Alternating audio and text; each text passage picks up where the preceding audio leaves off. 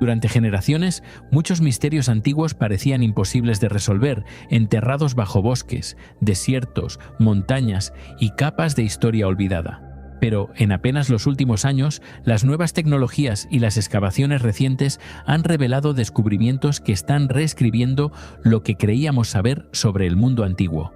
Han emergido ciudades ocultas bajo densa vegetación. Tumbas perdidas han resurgido tras miles de años. Símbolos misteriosos han ganado nuevas interpretaciones y asentamientos abandonados hace mucho tiempo están exponiendo habilidades de ingeniería que continúan desafiando la comprensión moderna. Cada descubrimiento responde a una pregunta mientras plantea muchas más. ¿Fueron estos logros mucho más avanzados de lo que los historiadores creyeron en su día? ¿O solo hemos desenterrado una pequeña fracción de una historia mucho más grande que ha permanecido oculta durante siglos?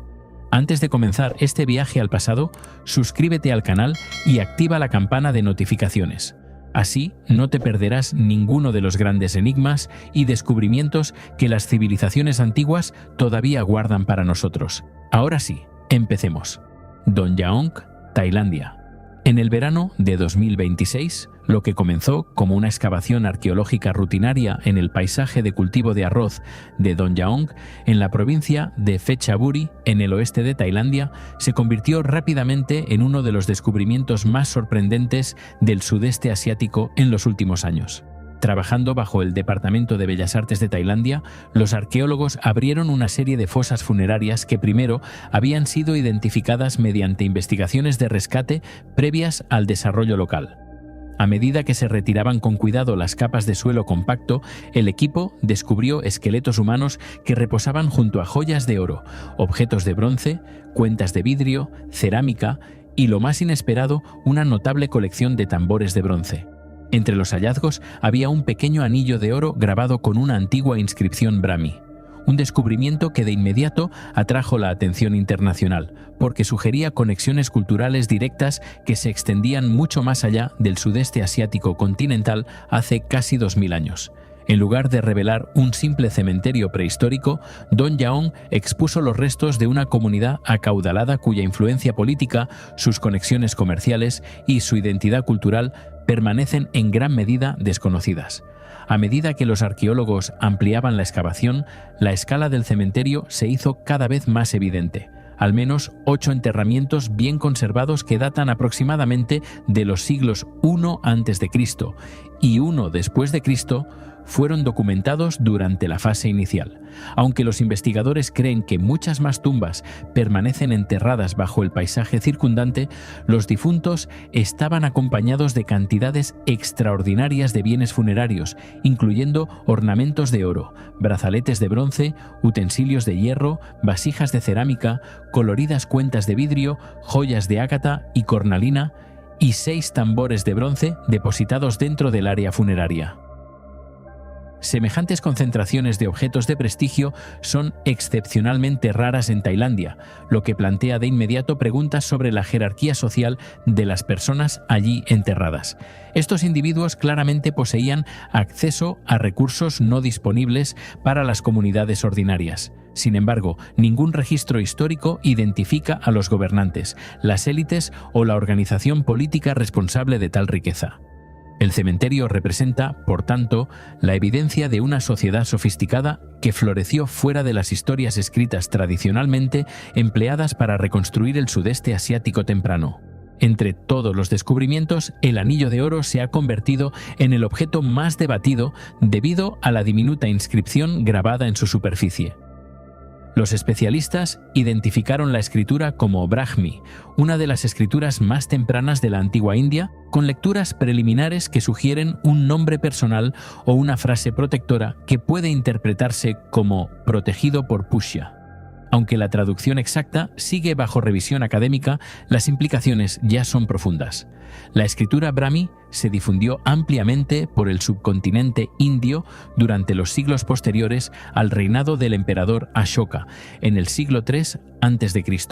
Sin embargo, encontrarla grabada en una joya personal dentro de un enterramiento de élite en el oeste de Tailandia plantea preguntas difíciles. ¿Fue el anillo importado directamente por mercaderes que cruzaban la bahía de Bengala? ¿Lo produjo localmente un artesano indio? ¿O acaso los miembros de la élite local ya habían adoptado la escritura india como símbolo de prestigio mucho antes de que surgieran los estados formales en la región? Los arqueólogos aún no pueden responder a estas preguntas porque no se han descubierto inscripciones acompañantes, registros administrativos ni asentamientos que expliquen cómo interactuaban la alfabetización, la religión y el intercambio a larga distancia en Donyaong. El misterio se profundiza cuando se consideran los tambores de bronce. Se recuperaron 6 ejemplares dentro del cementerio, lo que convierte al yacimiento en uno de los descubrimientos de tambores más significativos de los últimos tiempos en el sudeste asiático continental. Los tambores de bronce asociados con la tradición cultural Dong Son se han encontrado por todo Vietnam, el sur de China, Laos, Camboya, Tailandia, Malasia e Indonesia, pero rara vez aparecen en números tan concentrados dentro de un único complejo funerario. Estos instrumentos requerían una pericia metalúrgica extraordinaria. Los artesanos primero producían intrincados moldes de arcilla capaces de captar la fina decoración geométrica antes de fundir cientos de kilos de bronce derretido en una única pieza. Incluso ligeros errores de temperatura podían arruinar una fundición entera, lo que significa que cada tambor logrado representaba meses de planificación y conocimiento técnico. Sin embargo, el propósito de estos tambores sigue comprendiéndose solo parcialmente. La evidencia etnográfica sugiere que servían para funciones ceremoniales, políticas y rituales, en lugar de actuar como simples instrumentos musicales. Su presencia junto a los enterramientos de élite en Donyaong refuerza la posibilidad de que simbolizaran la autoridad, la legitimidad ritual o el poder heredado. Pero los arqueólogos aún no pueden determinar con precisión por qué algunos individuos fueron enterrados con ellos mientras que otros no. Las propias prácticas funerarias introducen otra capa de incertidumbre. Varios esqueletos fueron descubiertos con objetos de bronce colocados deliberadamente cerca de la cabeza o bajo el mentón, mientras que también hubo niños enterrados junto a valiosos ornamentos. Semejante colocación cuidadosa sugiere que los bienes funerarios seguían reglas simbólicas en lugar de una decoración aleatoria. La disposición puede reflejar creencias relativas a la protección en el más allá, la identidad social, el linaje familiar o ceremonias religiosas ahora completamente olvidadas. Por desgracia, sin registros escritos que hayan sobrevivido, toda interpretación sigue siendo provisional. Los análisis científicos de los restos óseos podrían eventualmente revelar la edad, el sexo, la dieta, la salud y las posibles relaciones familiares mediante investigaciones isotópicas y de ADN antiguo, pero estas técnicas no pueden explicar por completo el significado simbólico que hay detrás de los rituales observados dentro del cementerio. A medida que más estudios de laboratorio comenzaron a examinar los artefactos, empezó a emerger otro cuadro notable. Muchas de las cuentas de vidrio recuperadas en Donyaong fueron fabricadas empleando técnicas que se originaron mucho más allá de Tailandia. El análisis químico del vidrio antiguo de yacimientos comparables del sudeste asiático ha demostrado que las materias primas y los productos terminados circulaban a través de extensas redes de intercambio marítimo que enlazaban la India, Sri Lanka, el mar de China meridional y el sudeste asiático continental durante la Edad del Hierro tardía. Las cuentas de cornalina requerían un tratamiento térmico especializado antes del pulido, mientras que los ornamentos de oro exigían habilidades refinadas de trabajo del metal que solo podían lograr artesanos experimentados. En conjunto, estos objetos indican que Donyaong no era un asentamiento agrícola aislado, sino un participante activo en sistemas comerciales a larga distancia que conectaban miles de kilómetros de costa. Sin embargo, el asentamiento responsable de organizar este comercio no se ha identificado por completo, lo que deja a los arqueólogos buscando talleres, puertos, almacenes o centros administrativos capaces de sostener semejante actividad económica. Este creciente cuerpo de evidencia ha comenzado a remodelar la comprensión académica del Tailandia temprano. Durante décadas, los historiadores a menudo veían el oeste de Tailandia principalmente como un corredor a través del cual los bienes extranjeros viajaban entre la India y el sudeste asiático continental. Donyaong sugiere, en cambio, que las comunidades locales eran participantes activos, capaces de acumular riqueza, controlar el intercambio y adaptar las influencias extranjeras para servir a sus propias ambiciones políticas. En lugar de simplemente recibir bienes de lujo importados, las personas aquí enterradas pueden haber pertenecido a una élite regional emergente que adoptó selectivamente tecnologías de ultramar, sistemas de escritura y objetos de prestigio para reforzar la autoridad local. El cementerio, por tanto, desafía los modelos más antiguos que retratan a las sociedades tempranas del sudeste asiático como receptoras pasivas de la civilización exterior y, en cambio, destaca su papel como innovadoras dentro de redes internacionales interconectadas. White Sands, Nuevo México. El misterio surgió cuando los investigadores que trabajaban en el Parque Nacional de White Sands, en el sur de Nuevo México, descubrieron cientos de huellas humanas fosilizadas conservadas bajo capas de antiguo sedimento de yeso que en su día formaron la orilla del lago Otero. Al principio, el descubrimiento parecía notable simplemente porque las huellas estaban excepcionalmente bien conservadas, mostrando a adultos, niños e incluso pequeños que caminaban a través del barro blando hace miles de años. La verdadera sorpresa llegó después de que los científicos recolectaran semillas de la planta acuática Rupia cirrosa, de las capas de sedimento situadas encima y debajo de las huellas para su datación por radiocarbono. En 2021, los resultados indicaron una edad de entre aproximadamente 21.000 y 23.000 años, situando a estas personas en Norteamérica durante el último máximo glacial, un periodo en el que enormes capas de hielo continentales cubrían gran parte del continente septentrional. Si las fechas eran correctas, las huellas serían más antiguas que la desde hace tiempo aceptada cultura Clovis por casi 10.000 años, lo que obligaría a los arqueólogos a reconsiderar uno de los capítulos más fundamentales de la migración humana. El anuncio desencadenó de inmediato uno de los debates científicos más intensos de la arqueología reciente, porque la evidencia desafiaba décadas de teoría establecida.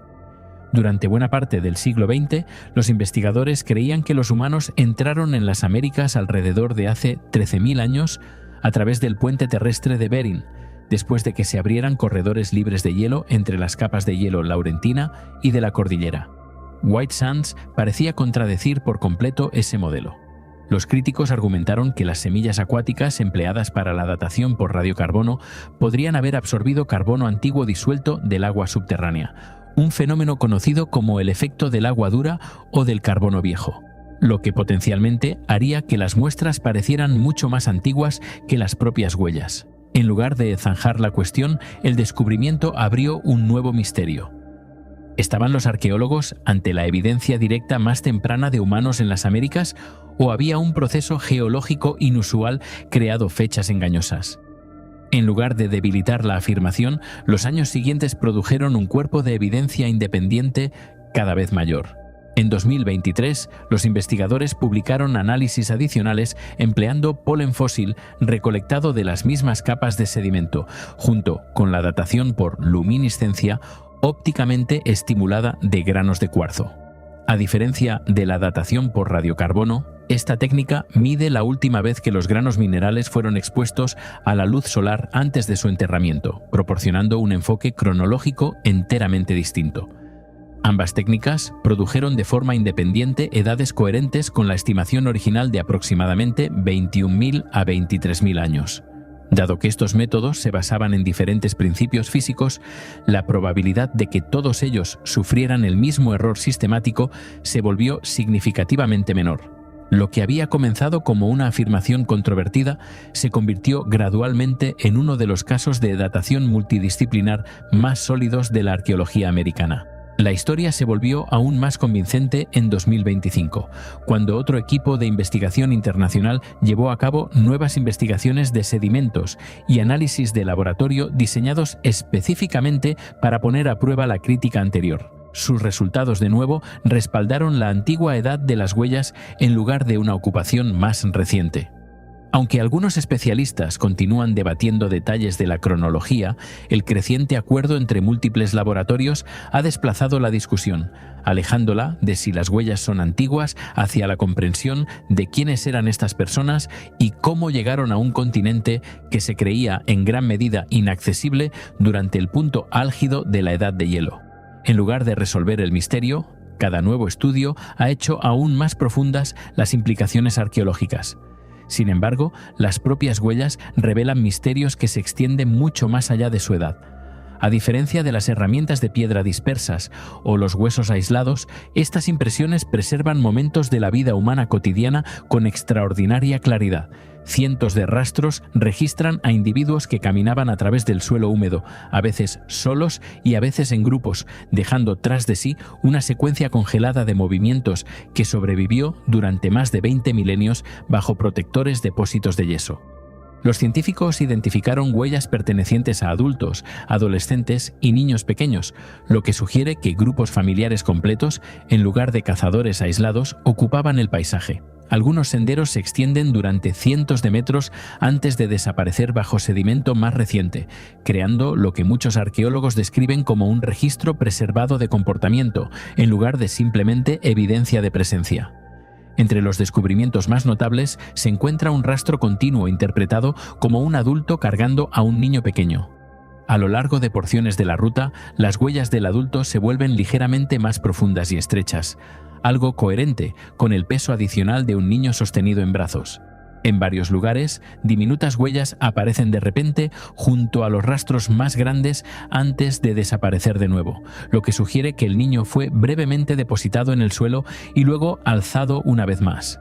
Aunque siguen siendo posibles explicaciones alternativas, muchos investigadores ven esta secuencia como uno de los vislumbres directos más antiguos de comportamiento de cuidado jamás preservados en el registro arqueológico. En lugar de representar figuras prehistóricas anónimas, los rastros capturan un momento intensamente humano que se desarrolló hace miles de generaciones. El paisaje circundante preserva otra capa de evidencia que transforma el yacimiento en algo que se asemeja a un documental prehistórico. Las huellas humanas se cruzan con los rastros de animales extintos de la edad de hielo, incluyendo mamuts colombinos y perezosos terrestres gigantes.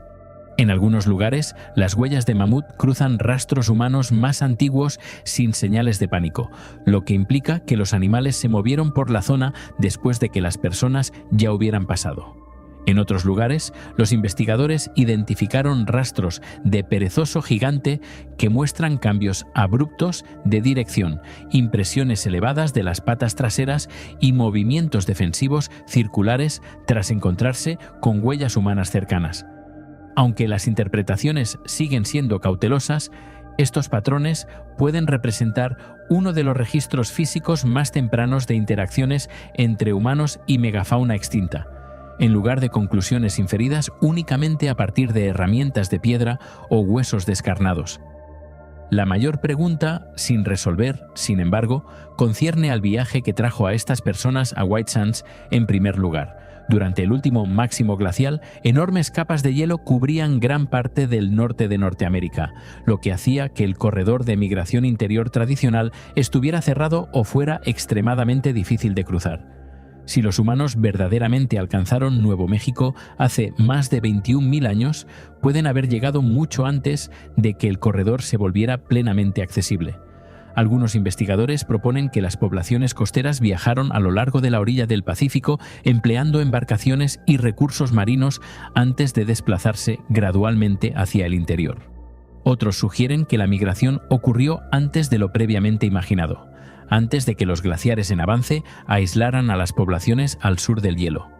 A pesar de décadas de investigación, ningún modelo único explica todavía toda la evidencia arqueológica, genética y geológica disponible, lo que deja a White Sands en el centro de una de las mayores preguntas sin respuesta de la investigación prehistórica.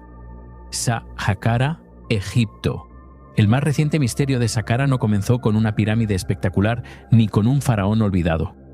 Comenzó cuando los arqueólogos regresaron a un terreno que creían ya comprender. A unos 30 kilómetros al sur del moderno El Cairo, en Egipto, los equipos del Ministerio de Turismo y Antigüedades de Egipto, trabajando junto a investigadores internacionales de Japón y otros países, reabrieron sectores de la vasta necrópolis de Saqqara empleando una excavación renovada, cartografía de alta resolución y un cuidadoso análisis estratigráfico. En lugar de confirmar los mapas arqueológicos anteriores, descubrieron que el cementerio continuaba mucho más allá de sus límites supuestos. Durante las excavaciones anunciadas a lo largo de 2025, los investigadores identificaron mastabas adicionales, tumbas talladas en la roca, pozos funerarios y restos arquitectónicos que extendían el límite septentrional de la necrópolis. Tras más de 170 años de trabajo arqueológico continuo desde el siglo XIX, uno de los yacimientos arqueológicos más famosos del mundo aún demostraba que su verdadero tamaño nunca se había comprendido por completo. En lugar de resolver los misterios de Saqqara, cada nueva zanja parecía revelar otra capa que aguardaba bajo el desierto. Esta inesperada expansión cambió de inmediato la manera en que los arqueólogos veían el paisaje entero. Saqqara siempre había sido reconocida como el principal cementerio de la antigua ciudad de Memphis, sirviendo a las élites egipcias durante casi 3000 años, desde la primera dinastía hasta el periodo grecorromano. Sin embargo, los últimos descubrimientos sugieren que la necrópolis no era simplemente una colección de tumbas aisladas, sino una enorme ciudad funeraria en continua evolución, cuya extensión completa sigue siendo desconocida. Los registros de excavación ahora indican que muchas áreas previamente consideradas desierto vacío en realidad ocultan arquitectura enterrada bajo metros de arena arrastrada por el viento. Cada extensión obliga a los investigadores a reconsiderar dónde pueden todavía yacer ocultas futuras tumbas, talleres, templos y estructuras ceremoniales. El mayor misterio ya no es si Saqqara contiene monumentos por descubrir, sino cuánto de la necrópolis todavía sobrevive intacto bajo la superficie. A medida que los arqueólogos se adentraban más en estos sectores recién identificados, emergió otro descubrimiento notable. A principios de 2025, las excavaciones dirigidas por el arqueólogo egipcio Zahi Hawass descubrieron la tumba del príncipe Wasser Ifre, hijo del faraón Userkaf, fundador de la quinta dinastía de Egipto hace aproximadamente 4.400 años. La tumba atrajo de inmediato la atención mundial debido a una enorme falsa puerta tallada en granito rosa que medía aproximadamente 4,5 metros de altura, lo que la convierte en una de las falsas puertas de granito más grandes jamás descubiertas del reino antiguo. Las falsas puertas representaban pórticos simbólicos a través de los cuales el espíritu del difunto podía recibir ofrendas de los vivos. Sin embargo, producir una de este tamaño requería extraer de la cantera, transportar, tallar, pulir y erigir muchas toneladas de granito con notable precisión. El granito de esta calidad se originaba principalmente en canteras cercanas a Asuán, a casi 900 kilómetros al sur de Saqqara. El descubrimiento plantea, por tanto, difíciles preguntas de ingeniería. Los investigadores comprenden cómo se extraía el granito en principio, pero la organización logística exacta requerida para transportar bloques que pesaban varias toneladas a través del Nilo y luego colocarlos con precisión dentro de las tumbas de élite sigue estando solo parcialmente reconstruida. El monumento demuestra no simplemente ambición artística, sino un sofisticado sistema administrativo y de ingeniería cuyos detalles prácticos permanecen incompletamente comprendidos. La misma tumba produjo otro enigma que los arqueólogos no habían esperado. En lugar de permanecer sellado dentro de un único periodo histórico, la evidencia mostró que el complejo funerario había sido reutilizado siglos después. Estatuas adicionales, mesas de ofrendas, fragmentos arquitectónicos e inscripciones pertenecientes a individuos posteriores aparecieron dentro de la misma estructura, lo que indica que generaciones sucesivas regresaron deliberadamente a monumentos que ya tenían miles de años de antigüedad. Este patrón se ha vuelto cada vez más visible por todo Saqqara. En lugar de abandonar las tumbas antiguas, los egipcios posteriores a menudo las restauraban, adaptaban o incorporaban a nuevas prácticas funerarias. El resultado es un paisaje arqueológico donde diferentes dinastías se superponen dentro del mismo monumento, lo que hace extraordinariamente difícil reconstruir la apariencia original de cada complejo. Cada cámara recién excavada se convierte, por tanto, tanto en una tumba como en un archivo histórico que registra decisiones humanas repetidas a lo largo de muchos siglos. Otro descubrimiento, anunciado durante 2025, desplazó la atención de las élites reales hacia los especialistas que sostenían el antiguo Estado egipcio. Los arqueólogos descubrieron la tumba decorada de Teti Neffu, un médico real que sirvió durante el reinado del faraón Pepi II, hace aproximadamente 4100 años. Los relieves de piedra caliza permanecen inusualmente bien conservados, con trazas del pigmento original que sobreviven tras más de 4 milenios bajo el desierto. Las inscripciones jeroglíficas describen títulos asociados con la medicina de palacio, la sanación ritual y el tratamiento de mordeduras de serpiente, proporcionando una evidencia excepcionalmente rara de profesiones médicas especializadas durante el Reino Antiguo. La propia conservación presenta otro misterio científico. El clima seco de Egipto ciertamente contribuyó, pero los investigadores enfatizaron que la arquitectura funeraria, las cámaras cuidadosamente selladas, el flujo de aire controlado y las condiciones subterráneas estables crearon un microambiente capaz de proteger delicados pigmentos minerales durante miles de años. La continua supervivencia de estos colores demuestra que los constructores del antiguo Egipto comprendían mucho más sobre la estabilidad ambiental de lo que los registros escritos que han sobrevivido describen explícitamente. Estos descubrimientos conducen de manera natural hacia otra pregunta sin respuesta, que involucra a la infraestructura oculta bajo Saqqara en lugar de los monumentos visibles sobre el suelo. Muchas tumbas, recientemente excavadas, se alcanzan a través de estrechos pozos verticales que descienden más de 20 o incluso 30 metros hacia el lecho de roca antes de abrirse a las cámaras funerarias. Excavar tales pozos requería mantener paredes casi verticales al tiempo que se retiraban miles de kilos de piedra caliza sin maquinaria moderna. Los trabajadores también necesitaban métodos fiables para elevar los escombros, evitar los derrumbes, proporcionar ventilación y bajar de forma segura enormes sarcófagos hasta cámaras situadas en las profundidades bajo la superficie. Los arqueólogos pueden identificar la arquitectura, terminada con notable precisión. Sin embargo, la secuencia completa de construcción sigue siendo objeto de debate, porque han sobrevivido pocos registros directos que describan las técnicas de excavación.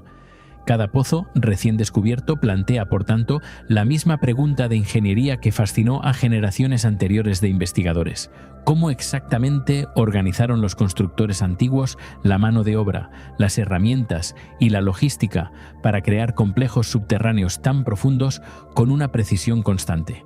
Líneas de Nazca, Perú.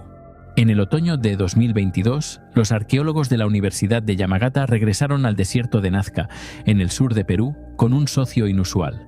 En lugar de basarse únicamente en imágenes de satélite o en horas de caminata por el desierto, introdujeron un sistema de inteligencia artificial entrenado para reconocer débiles patrones geométricos que los observadores humanos a menudo pasan por alto.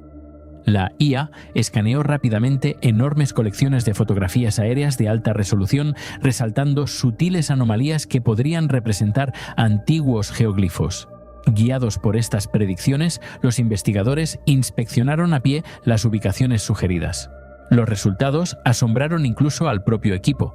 En 2024 anunciaron el descubrimiento de 303 geoglifos de Nazca previamente desconocidos en la revista Proceedings of the National Academy of Sciences, casi duplicando el número de geoglifos figurativos conocidos que se habían documentado durante casi un siglo de investigación arqueológica. En lugar de resolver el misterio de las líneas de Nazca, la inteligencia artificial había desenterrado uno aún mayor, oculto a plena vista. Las líneas de Nazca se extienden a través de uno de los paisajes más secos de la Tierra, cubriendo aproximadamente 450 kilómetros cuadrados de la pampa de Nazca entre los Andes y la costa del Pacífico. Durante décadas, los investigadores creían que ya habían identificado la mayoría de las figuras importantes. Tras repetidos reconocimientos aéreos que comenzaron a principios del siglo XX, desde que los vuelos comerciales empezaron a pasar sobre la región en la década de 1930, cientos de diseños gigantes que representaban colibríes, monos, arañas, ballenas, plantas y enormes líneas rectas se convirtieron en símbolos del antiguo Perú. Sin embargo, las figuras recién descubiertas revelan que el paisaje era mucho más denso en imágenes hechas por el hombre de lo que nadie imaginaba. Muchos de los nuevos geoglifos miden solo unos pocos metros de ancho, lo que los hace casi invisibles desde una aeronave y extremadamente difíciles de distinguir de la grava circundante sin un análisis avanzado de imágenes. Su supervivencia dependió no de su tamaño, sino de la notable estabilidad del entorno desértico, donde la precipitación anual promedia solo unos pocos milímetros y la erosión avanza excepcionalmente despacio. Esta inesperada expansión del paisaje de Nazca planteó de inmediato una pregunta importante. Si cientos de figuras permanecían por descubrir a pesar de décadas de trabajo arqueológico, ¿Cuántas más podrían todavía estar ocultas por el desierto? La respuesta se volvió aún más intrigante porque los geoglifos recién identificados no están distribuidos aleatoriamente.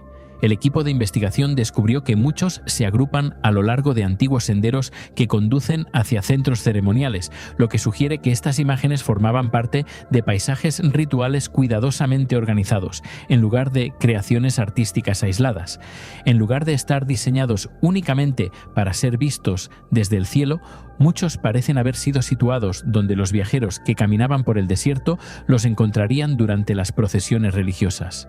Esta observación desafía una de las suposiciones modernas más populares, que las líneas de Nazca estaban destinadas principalmente a ser vistas desde arriba.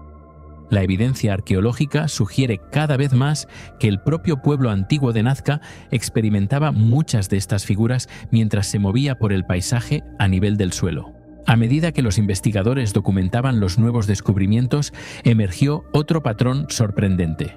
La IA identificó dos categorías distintas de geoglifos que difieren no solo en apariencia, sino también en edad y función.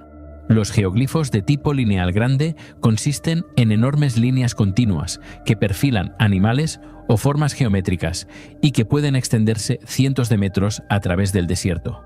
Los geoglifos de tipo relieve, más pequeños, en cambio, se crearon retirando las oscuras piedras de la superficie para exponer el suelo más claro de debajo, produciendo figuras compactas que a menudo miden menos de 10 metros de longitud. La datación por radiocarbono, las asociaciones cerámicas y las comparaciones estilísticas indican que muchas figuras de tipo relieve pertenecen a la tradición Paracas, más temprana, que data aproximadamente entre el 500 a.C. y el 200 después de Cristo. Mientras que muchas de las figuras de tipo lineal más grandes fueron creadas más tarde durante el florecimiento de la cultura nazca, entre aproximadamente el año 1 y el 650 después de Cristo. En lugar de representar una única tradición artística, el desierto parece preservar múltiples generaciones de comunicación simbólica que abarcan varios siglos. El contenido de estas imágenes recién descubiertas también ha complicado las interpretaciones de larga data. Las discusiones anteriores a menudo enfatizaban animales elegantes, como colibríes o monos, fomentando teorías centradas en la astronomía, los rituales del agua o los mapas simbólicos de los cielos. Los descubrimientos de la Etileno revelan un vocabulario visual mucho más amplio. Numerosos geoglifos nuevos representan cabezas humanas cercenadas, figuras armadas, camélidos, aves, orcas que sostienen cuchillos, animales domesticados, participantes rituales y complejas combinaciones de humanos que interactúan con seres sobrenaturales. Varios motivos se corresponden estrechamente con la iconografía hallada en la cerámica y los textiles de Nazca, lo que refuerza la conexión entre los geoglifos y tradiciones religiosas más amplias.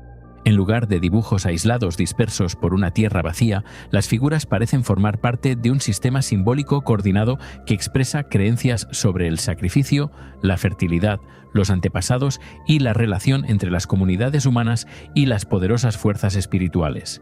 Estos descubrimientos también arrojan nueva luz sobre una de las preguntas más antiguas de la arqueología en torno a la civilización nazca. Construir un único geoglifo grande requería una cuidadosa planificación, topografía y trabajo coordinado. Sin embargo, las personas responsables no poseían vehículos con ruedas, ni herramientas de hierro, ni lenguaje escrito. La arqueología experimental ha demostrado que muchas de las líneas podrían haberse trazado empleando estacas de madera, cuerdas y sencillas mediciones geométricas. Los arqueólogos han recuperado estacas de madera conservadas dentro de algunos geoglifos, y el análisis por radiocarbono de estas estacas ha proporcionado evidencia de datación directa para varias figuras. Aún así, la precisión lograda a través del irregular terreno desértico sigue siendo impresionante. Las líneas rectas se extienden durante kilómetros con solo una desviación mínima, mientras que las grandes figuras de animales mantienen proporciones notablemente constantes, a pesar de haber sido creadas a una escala imposible de percibir desde el nivel del suelo durante la construcción. Los métodos de ingeniería se comprenden cada vez mejor, pero el sistema organizativo que coordinó cientos de tales proyectos a lo largo de generaciones permanece en gran medida invisible. porque el pueblo nazca no dejó registros escritos que expliquen cómo se planificaban estos paisajes monumentales. La inteligencia artificial ha contribuido con otro descubrimiento importante más allá de simplemente hallar figuras adicionales. Al comparar las relaciones espaciales entre casi 900 geoglifos conocidos, los investigadores han comenzado a reconstruir cómo pudo haberse movido el pueblo antiguo a través del desierto. Los grupos de figuras de tipo relieve aparecen con frecuencia cerca de las entradas de las rutas ceremoniales, mientras que los geoglifos de tipo lineal más grandes dominan las secciones más abiertas de la pampa. Este patrón sugiere que el propio movimiento ritual pudo haber sido central para el propósito de las líneas de Nazca. Los peregrinos pueden haberse encontrado con figuras simbólicas más pequeñas antes de entrar en amplios espacios ceremoniales marcados por gigantescos diseños lineales visibles a través de la llanura circundante.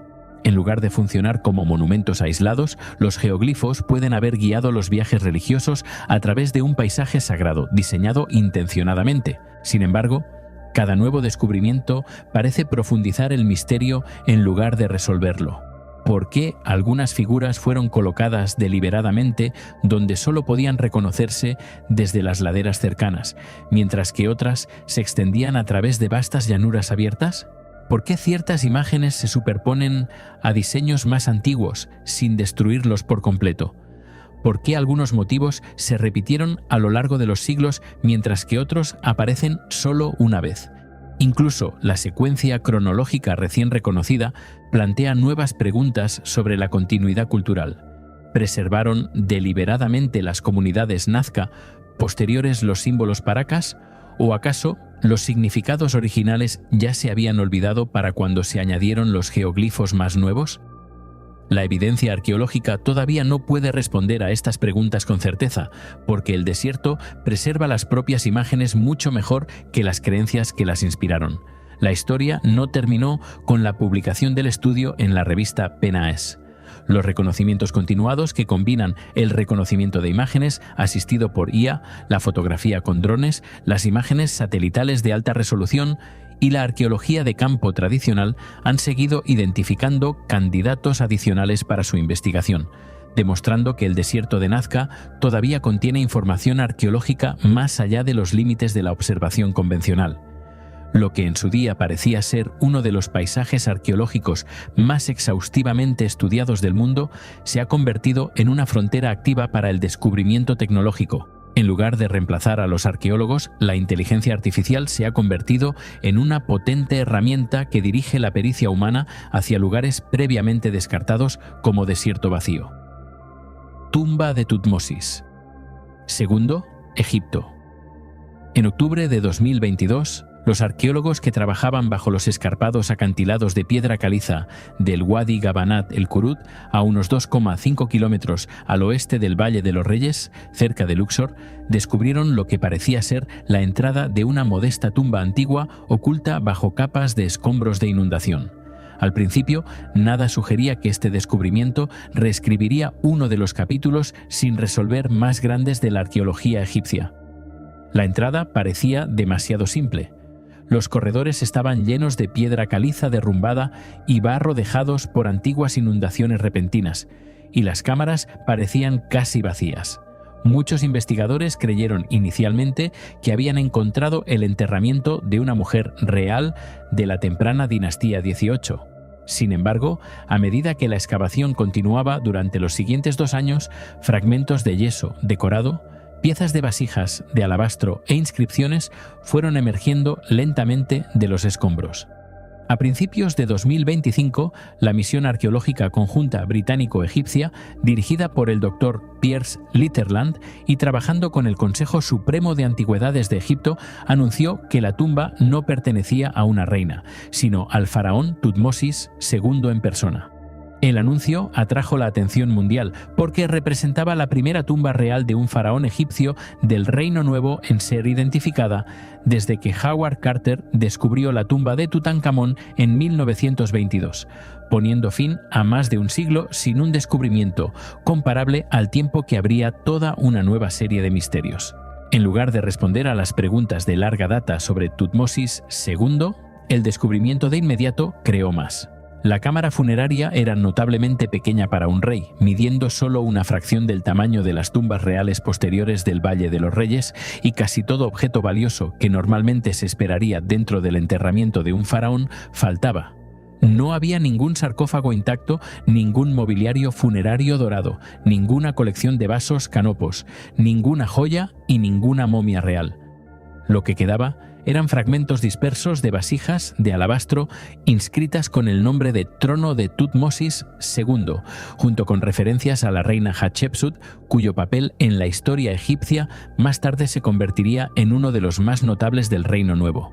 Igualmente significativas eran las secciones que sobrevivían del techo, pintado de un azul profundo con estrellas amarillas, que representa el ejemplo más temprano conocido de esta decoración celestial en una tumba real de la dinastía XVIII. También se identificaron en las paredes fragmentos de la composición funeraria conocida como el Amduat, proporcionando una valiosa evidencia de que conceptos más tarde perfeccionados en el Valle de los Reyes ya se estaban desarrollando durante el reinado de Tutmosis II. Estos descubrimientos confirmaron la identidad real del monumento más allá de toda duda razonable. Sin embargo, también enfatizaron una extraordinaria contradicción. ¿Por qué la tumba de un faraón contendría casi ninguno de los objetos esperados en un enterramiento real intacto? La respuesta parece residir no en el robo, sino en la propia naturaleza. La evidencia geológica por toda la tumba muestra un extenso daño causado por poderosas inundaciones repentinas que barrieron el valle poco después de que tuviera lugar el enterramiento, hace alrededor de 3.500 años. Gruesas capas de barro, techos derrumbados, yeso erosionado por el agua y bloques de piedra desplazados indican que el monumento sufrió una inundación catastrófica mientras todavía era relativamente nuevo. Los arqueólogos creen que la ubicación, tallada en un valle lateral bajo inestables acantilados de piedra caliza, colocó de forma involuntaria la tumba directamente en el camino de la escorrentía estacional. A diferencia de los reyes posteriores, cuyos arquitectos eligieron ubicaciones más protegidas en las profundidades del Valle de los Reyes, los constructores de Tutmosis II puede que todavía no hubieran comprendido plenamente los riesgos hidrológicos a largo plazo del paisaje circundante. La inundación parece haber transformado la tumba, pasando de ser un seguro lugar de descanso real a una operación de salvamento de emergencia, obligando a los antiguos funcionarios a tomar decisiones que todavía hoy influyen en el registro arqueológico. Esta evidencia conduce directamente a uno de los nuevos misterios más fascinantes. Si el enterramiento fue destruido por una inundación en lugar de por el saqueo, ¿quién retiró el cuerpo y los tesoros del rey y a dónde fueron llevados? La excavación ha revelado notablemente poca evidencia de una intrusión violenta. Los umbrales no fueron destrozados a la manera comúnmente asociada con los antiguos saqueadores de tumbas, y muchos fragmentos que han sobrevivido parecen haber sido cuidadosamente recogidos en lugar de dispersados al azar. El doctor Litherland y varios miembros del equipo de excavación han propuesto que los funcionarios reales entraron deliberadamente en la tumba dañada poco después de la inundación. Recuperaron la momia junto con el principal equipamiento funerario y los transfirieron a otro lugar de enterramiento antes de que las condiciones se deterioraran aún más. Semejante operación habría requerido una considerable organización, mano de obra cualificada y autoridad oficial, porque un enterramiento real involucraba cientos de objetos sagrados, elaborados ataúdes, equipamiento ritual y ceremonias religiosas.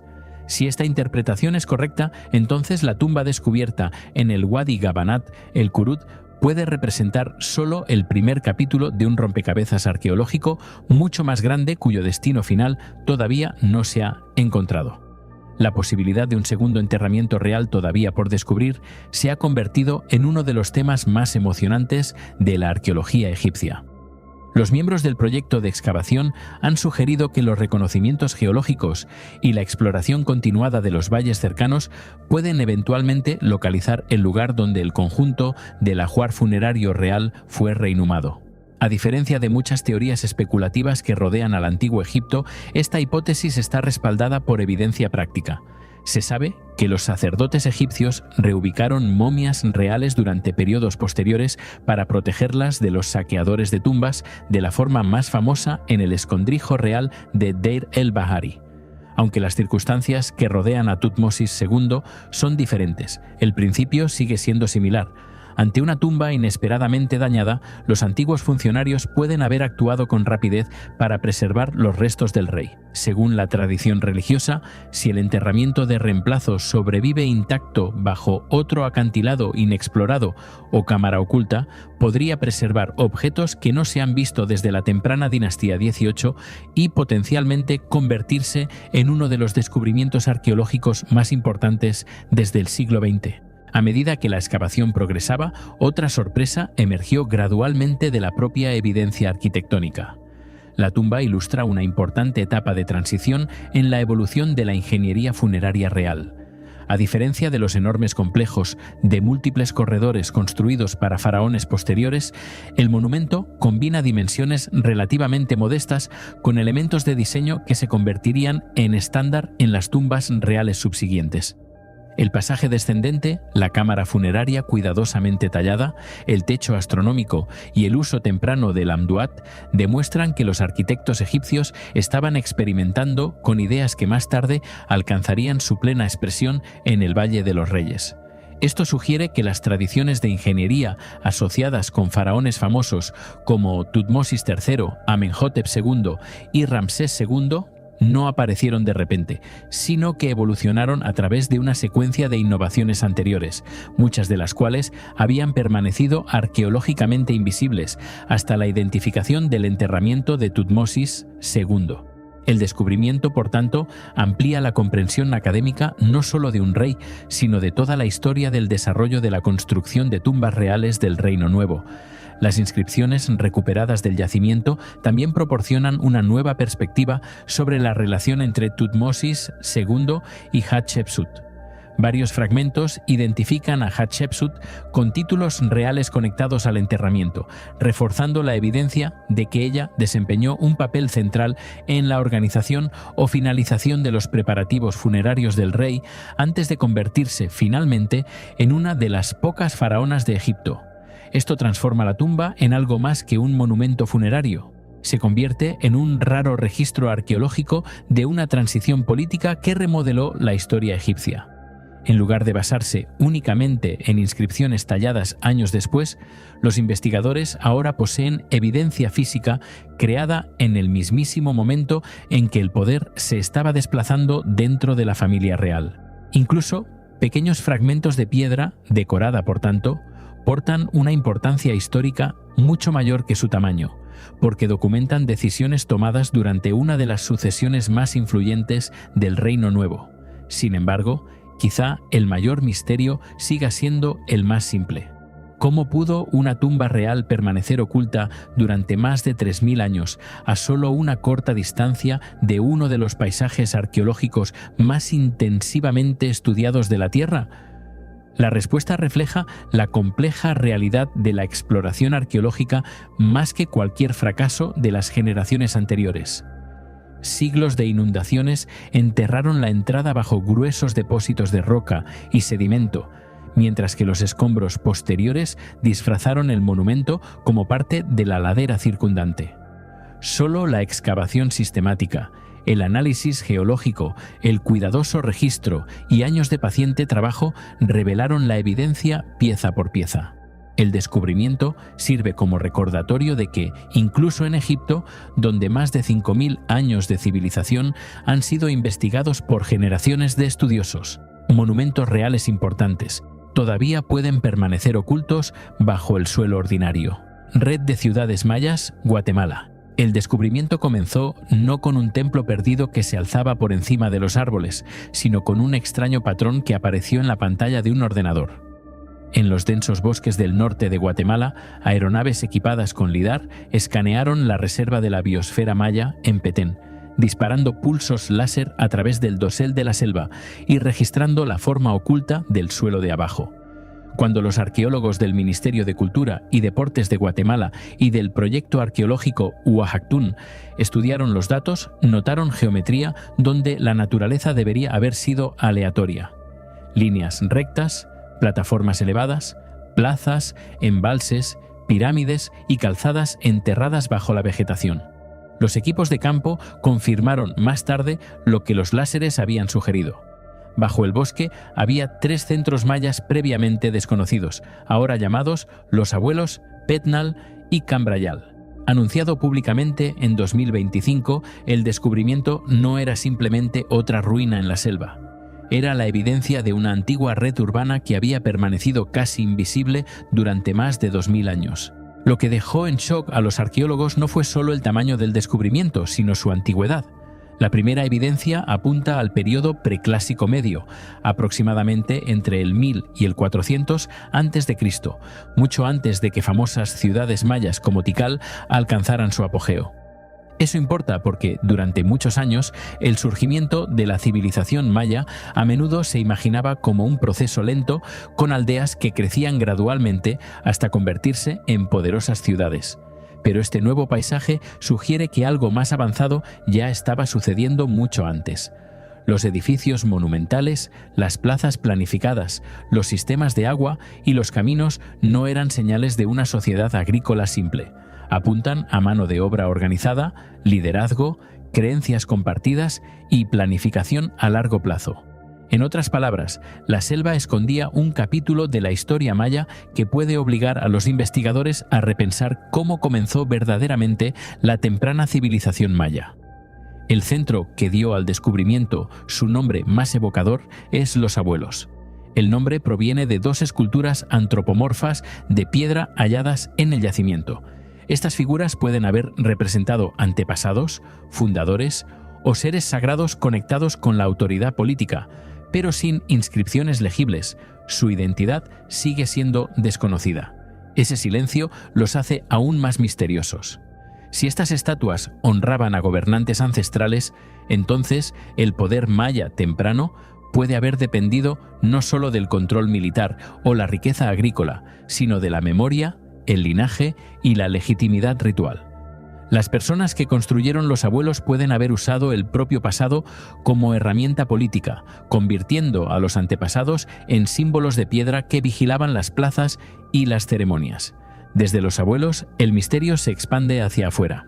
Los centros recién identificados no eran asentamientos aislados dispersos aleatoriamente por el bosque. La cartografía con lidar reveló calzadas elevadas que enlazaban diferentes grupos arquitectónicos a través del paisaje.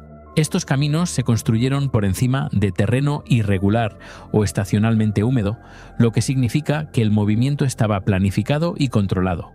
Las personas, los bienes, los sacerdotes, los trabajadores y las procesiones rituales podían moverse entre los centros a través de rutas permanentes. Esto cambia el significado del descubrimiento.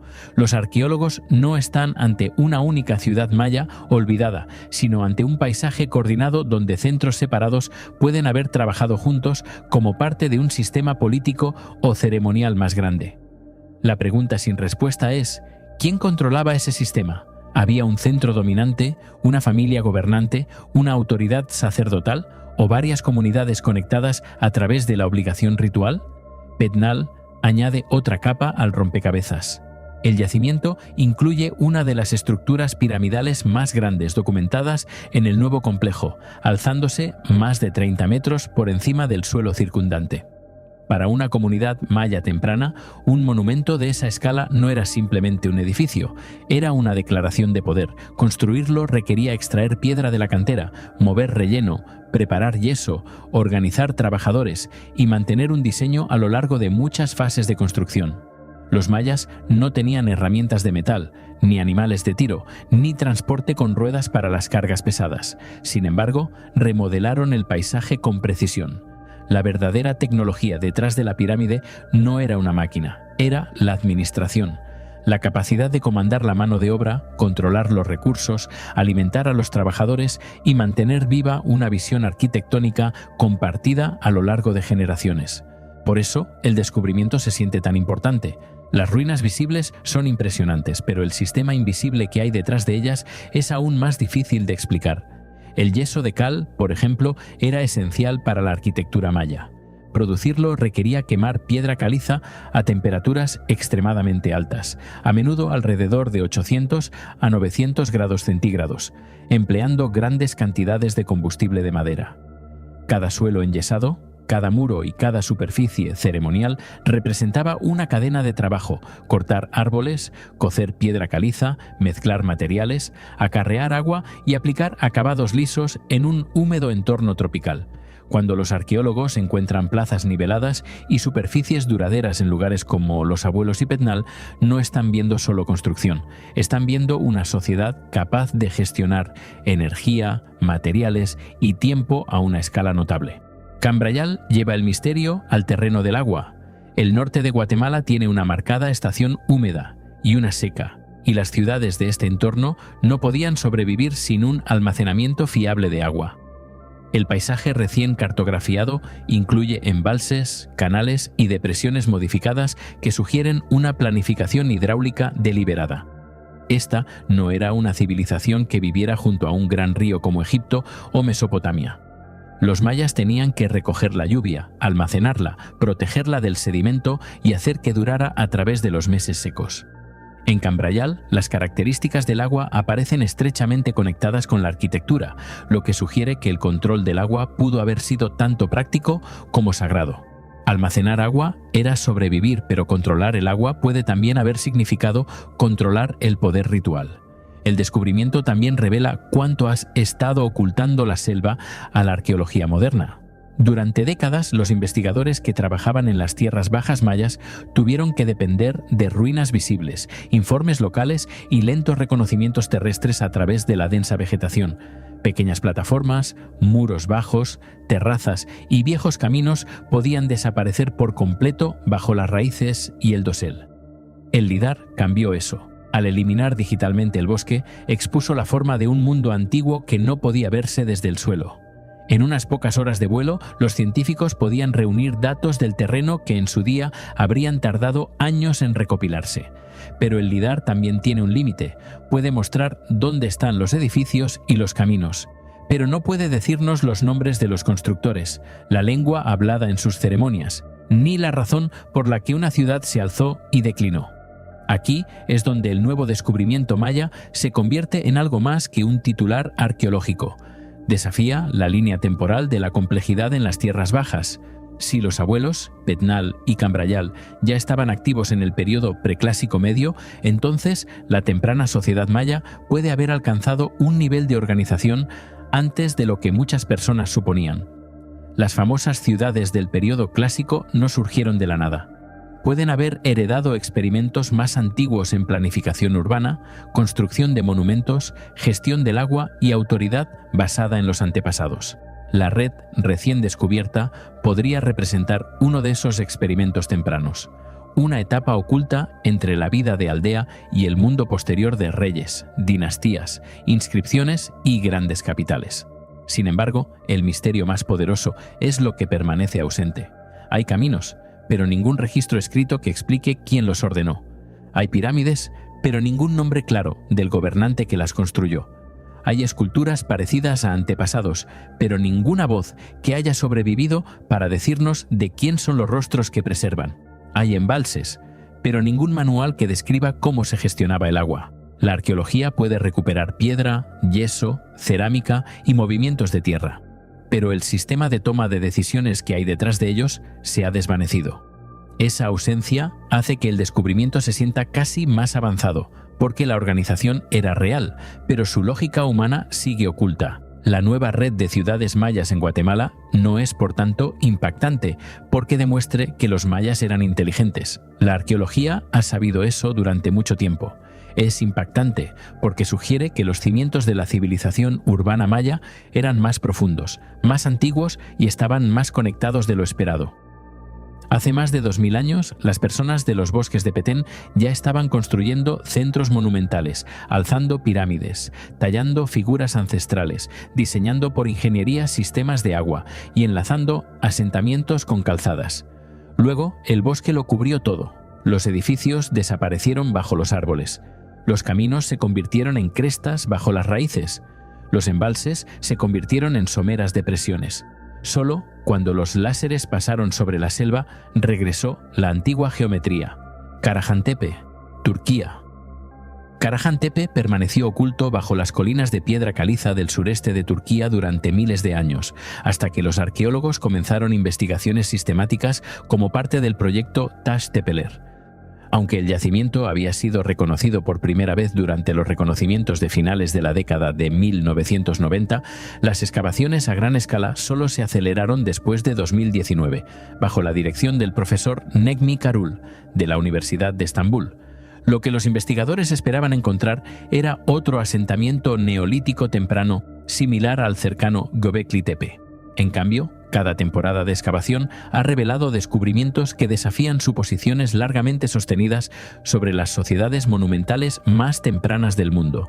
Los hallazgos más recientes, anunciados durante las excavaciones entre 2023 y 2025, sugieren que Karahantepe puede preservar parte de la arquitectura simbólica más sofisticada jamás creada por cazadores-recolectores hace casi 11.000 años.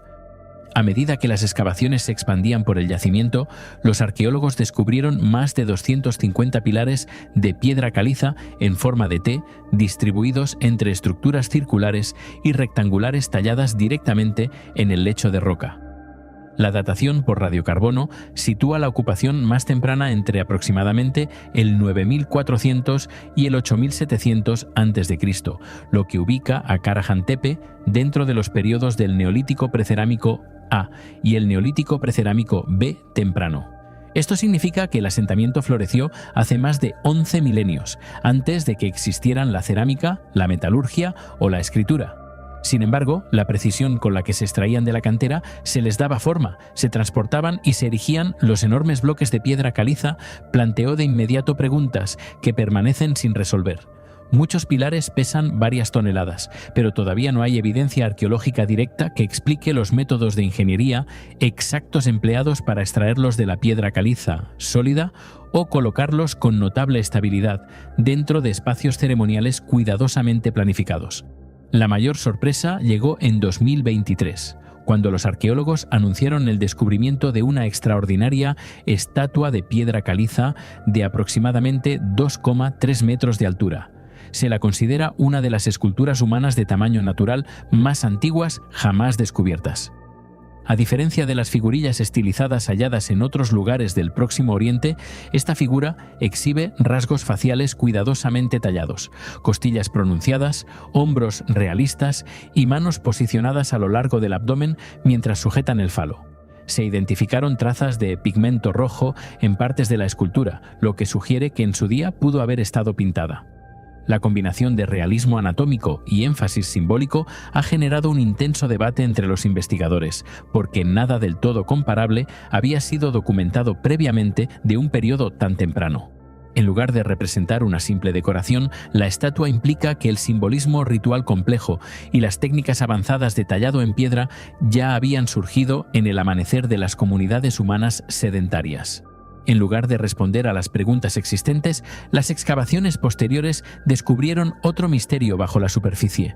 Una de las estructuras más notables de Karahantepe consiste en una cámara tallada en la roca que contiene un anillo de pilares de piedra erguidos que rodean un área central a la que se llega descendiendo peldaños. A lo largo de las paredes interiores, los arqueólogos documentaron docenas de cabezas humanas talladas que emergen directamente del lecho de roca, mientras que bancos de piedra parecen haber acogido reuniones o ceremonias. Debido a que la cámara fue tallada intencionadamente en la piedra caliza natural en lugar de construida con mampostería separada, los investigadores creen que sus constructores integraron cuidadosamente la arquitectura con el propio paisaje. Si estos espacios subterráneos servían para rituales religiosos, ceremonias de iniciación, observaciones astronómicas o funciones sociales enteramente diferentes, sigue siendo desconocido, ya que no han sobrevivido registros escritos de este periodo. Los descubrimientos se volvieron aún más significativos cuando los investigadores anunciaron nuevos hallazgos durante la temporada de excavación de 2025. Los arqueólogos identificaron el primer pilar en forma de T, conocido, que porta un rostro humano claramente tallado, completo con ojos prominentes y contornos faciales. Durante décadas, los especialistas habían propuesto que los característicos pilares en forma de T, tanto en Karahan Tepe como en Göbekli Tepe, simbolizaban figuras humanas estilizadas, porque algunos ejemplos muestran brazos y manos tallados. Sin embargo, nunca antes se habían identificado rasgos faciales directos en tales pilares. Este ejemplo recién descubierto proporciona la evidencia más sólida hasta ahora de que estas piedras monumentales fueron deliberadamente concebidas como representaciones de seres humanos o sobrenaturales, en lugar de simples soportes arquitectónicos. El hallazgo ha remodelado las interpretaciones en curso sobre la comunicación simbólica durante las etapas más tempranas de la construcción monumental. A medida que los investigadores continuaban cartografiando el yacimiento, comenzó a emerger otro patrón. Karahan Tepe ya no se considera un centro ceremonial aislado, sino un componente de la red más amplia de Taş Tepeler a través del sureste de Turquía. Más de una docena de yacimientos neolíticos relacionados, incluyendo Göbekli Tepe, Sayburç, Sefer Tepe, Harbetsuban Tepesi y Çakmak Tepe, parecen compartir tradiciones arquitectónicas similares que datan aproximadamente del X y el IX milenio antes de Cristo. Esta red en expansión sugiere que la construcción monumental, la cooperación a gran escala y las tradiciones simbólicas no eran logros aislados, sino prácticas culturales generalizadas que se extendían a lo largo de cientos de kilómetros cuadrados. Semejante evidencia desafía fundamentalmente la creencia más antigua de que la arquitectura pública compleja solo apareció después de que la agricultura se hubiera desarrollado plenamente. Karakol, Belice. El descubrimiento no ocurrió en una selva olvidada por accidente. En la primavera de 2025, los arqueólogos Diane Chase y Arlen Chase de la Universidad de Houston anunciaron que, tras más de 4 décadas de excavación continua en Karakol, en el oeste de Belice, finalmente habían descubierto la tumba real de Tekap Çağak, el fundador de la dinastía real de la ciudad. El enterramiento yacía dentro de la Acrópolis noreste, el corazón ceremonial y político de una de las ciudades mayas más grandes jamás construidas. Los arqueólogos habían excavado Karakol desde 1985, revelando miles de estructuras, calzadas que se extendían durante kilómetros, embalses, palacios y templos. Sin embargo, el lugar de descanso del primer gobernante de la ciudad había permanecido oculto bajo construcción posterior. El descubrimiento se convirtió de inmediato en uno de los avances arqueológicos mayas más significativos de los últimos años, porque no reveló simplemente otro enterramiento real. Desafió ideas largamente sostenidas sobre cómo surgieron los reinos mayas tempranos y cómo interactuaban con poderosas civilizaciones situadas a cientos de kilómetros de distancia. El misterio comienza con el propio gobernante. Según las antiguas inscripciones jeroglíficas descubiertas por todo Karakol, Tekap Çağak estableció la dinastía alrededor del 331 después de Cristo. Pero hasta ahora había existido casi enteramente como un nombre histórico tallado en monumentos de piedra. Los arqueólogos sabían que reyes posteriores trazaban con orgullo su ascendencia hasta él. Sin embargo, nunca se había identificado evidencia física de su enterramiento. La tumba recién descubierta cambia ese cuadro drásticamente. El enterramiento contenía los restos de un hombre anciano acompañado de elaborados ornamentos de jade, tubos de hueso tallados, vasijas de cerámica finamente decoradas, artefactos de concha y una extraordinaria máscara funeraria de mosaico de jade reconstruida a partir de docenas de piezas cuidadosamente moldeadas. Estos objetos no son simplemente lujosos bienes funerarios. Su artesanía demuestra que Karakol ya poseía artesanos altamente especializados, acceso a rutas comerciales distantes y una corte real organizada durante el temprano siglo IV, mucho antes de lo que muchos investigadores habían supuesto previamente. Esa constatación conduce de manera natural a una pregunta aún más profunda. ¿Cómo pudo un reino tan temprano haber acumulado suficiente riqueza, habilidad técnica y autoridad política como para producir objetos ceremoniales tan sofisticados?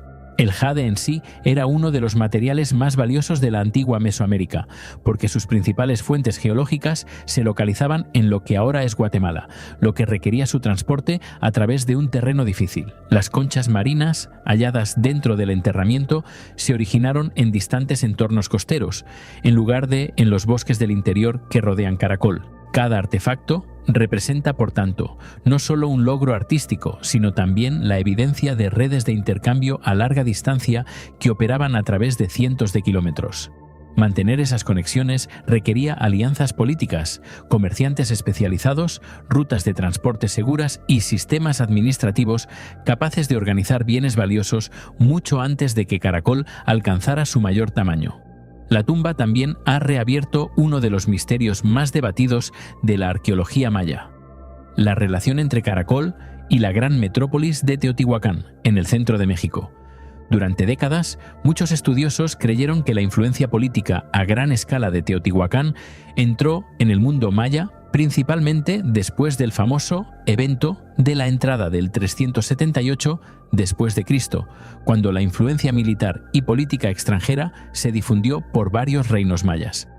Sin embargo, los artefactos recuperados del enterramiento real recién excavado sugieren que las conexiones entre estas distantes civilizaciones pueden haber comenzado décadas antes.